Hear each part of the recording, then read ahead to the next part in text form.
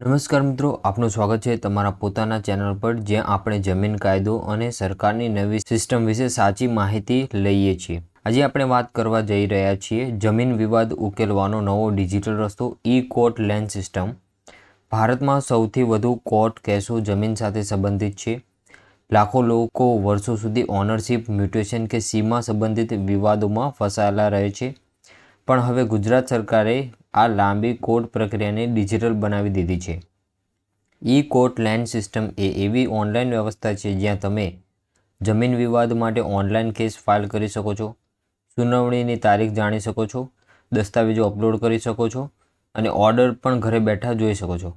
ચાલો હવે સંપૂર્ણ રીતે સમજીએ કે આ સિસ્ટમ શું છે, કેવી રીતે કામ કરે છે અને કેવી રીતે આપણા માટે ફાયદાકારક છે. બીજું, જમીન વિવાદ શું હોય છે અને કેમ થાય છે? તો જમીન વિવાદનો અર્થ અહીંયા સમજીએ. જ્યારે એક જ જમીન પર ઓનરશિપ, હક, સીમા કે ઉપયોગ અંગે બે કે વધારે લોકો વચ્ચે મતભેદ થાય તેને આપણે જમીન વિવાદ કહેવામાં આવે છે. તો જમીન વિવાદના સામાન્ય કારણોની વાત કરીએ તો ઓનરશિપ ડિસ્પેચ, દસ્તાવેજોમાં નામ અલગ અને હકીકતમાં ઉપયોગદાર અલગ. મ્યુટેશન એન્ટ્રી વિવાદ, ઓનરશિપ ફેરફાર, પેન્ડિંગ કે ઓબ્જેક્શન. બાઉન્ડ્રી સર્વે ઇસ્યુ, સીમા માપણીમાં તફાવત. વારસાગત વિવાદ, માલિકના મૃત્યુ બાદ વારસદારો વચ્ચે ઓનરશિપ ઝઘડો. ડુપ્લિકેટ સાતબાર, ખોટા દાખલા, એક સર્વે માટે બે અલગ અલગ સાતબાર નકલ. ઇલીગલ ટ્રાન્સફર, જમીન વિના પરવાનગી અન્યને વેચવી.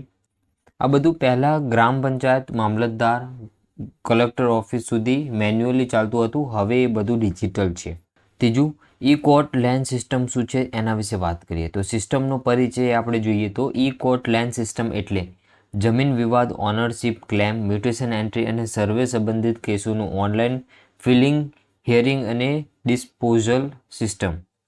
એનો હેતુ શું છે એની વાત કરીએ તો આ સિસ્ટમનો મુખ્ય હેતુ એ છે કે નાગરિકોને પારદર્શક અને ઝડપી ન્યાય મળે, રેવન્યુ ઓફિસ પર લોકોની દોડધામ ઓછી થાય, ફાઇલથી મુક્તિ, પેપરલેસ સિસ્ટમ અમલમાં આવે, દરેક કેસની સ્થિતિ સ્ટેટસ જાણી શકાય અને જાહેર રૂપે ઓનલાઈન દેખાય.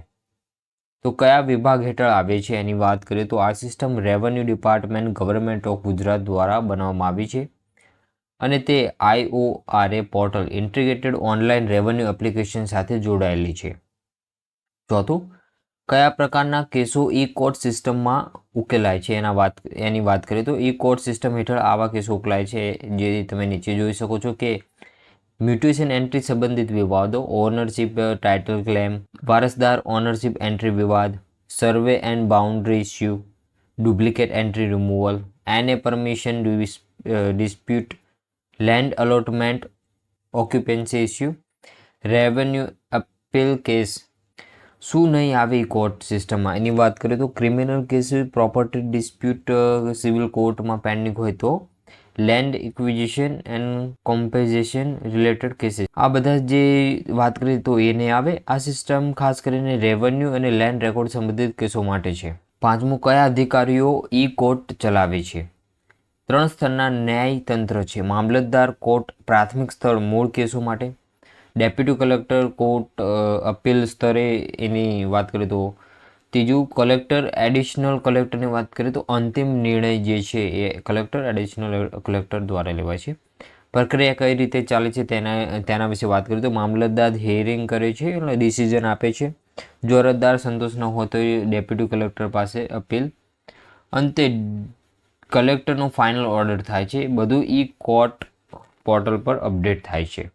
તો છઠ્ઠું, કોર્ટ પોર્ટલ પર અરજી કરવાની વિગતવાર પ્રક્રિયા. ઓફિશિયલ વેબસાઇટની વાત કરીએ તો https://iora.gujarat.gov.in ઉપર તમે જશો તો ડાયરેક્ટ તમે અહીંયા અરજી કરી શકો છો.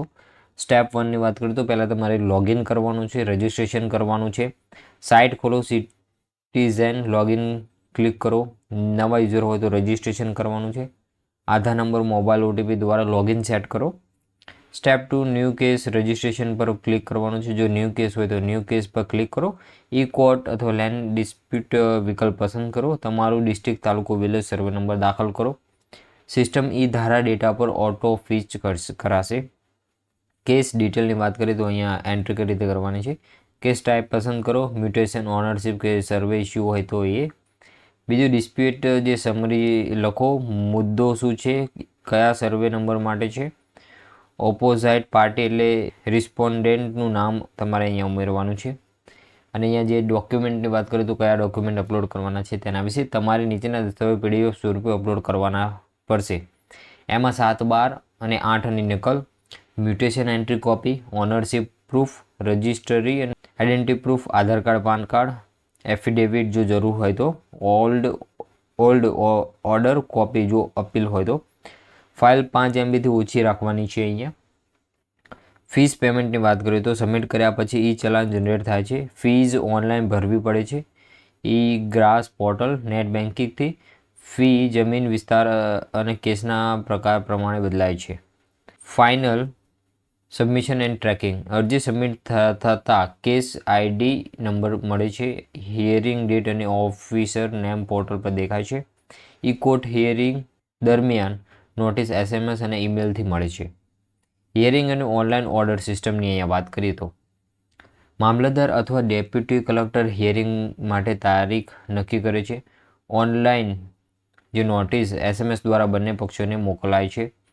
દસ્તાવેજો ડિજિટલ ફોર્મમાં રજૂ થાય છે. હિયરિંગ ગૂગલ મીટ અથવા કલેક્ટર રૂમ દ્વારા પણ થઈ શકે છે. તો ડિસિઝન અને ઓર્ડરની વાત કરીએ તો હિયરિંગ પછી ઓર્ડર પોર્ટલ પર અપલોડ થાય છે. અરજદાર ડાઉનલોડ ઓર્ડર કોપી કરીને તેને પ્રિન્ટ કરી શકે છે અને દરેક કેસ ડિસ્પોઝડ પેન્ડિંગ સ્ટેટસ હેઠળ દેખાય છે. 8મું ઈ કોર્ટ સિસ્ટમના ફાયદાની વાત કરીએ તો અહીંયા ટ્રાન્સપરન્સી, દસ્તાવેજો જાહેર રૂપે જોઈ શકાય છે. ટાઈમ સેવિંગ 6 થી 12 મહિનાના બદલે 2 થી 3 મહિનામાં નિકાલ આવે છે. પેપરલેસ અને ટ્રેકેબલ સિસ્ટમ જે છે અહીંયા છે. કલેક્ટર ઓફિસમાં ભ્રષ્ટાચાર ઘટે છે. નાગરિકોને ઘરેથી જ ન્યાય મળે છે. તો અહીંયા મહત્વપૂર્ણ ટિપ્સની વાત કરીએ તો ખોટી માહિતી અથવા ખોટા દસ્તાવેજો અપલોડ ન કરો. દરેક હિયરિંગ ડેટ પર હાજર રહો. ઓનલાઈન લિંક ઓપન કરવી. ડિસિઝન આવ્યા બાદ મ્યુટેશન અપડેટ કરાવવાનું ભૂલશો નહીં. ઈ કોર્ટ કેસ નંબર અને ઓર્ડર કોપી હંમેશા સાચવીને રાખો.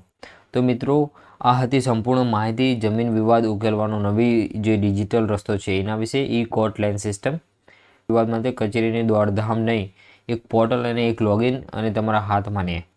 જો વિડીયો ગમ્યો હોય તો લાઇક કરો, કોમેન્ટ કરો અને શેર કરો. સબસ્ક્રાઇબ કરો જમીન કાયદા અને સરકારની નવી ઓનલાઈન સિસ્ટમ વિશે જાણકારી મેળવવા માટે. Thank you for watching the video. મળીએ આવા બીજા વિડીયો સાથે.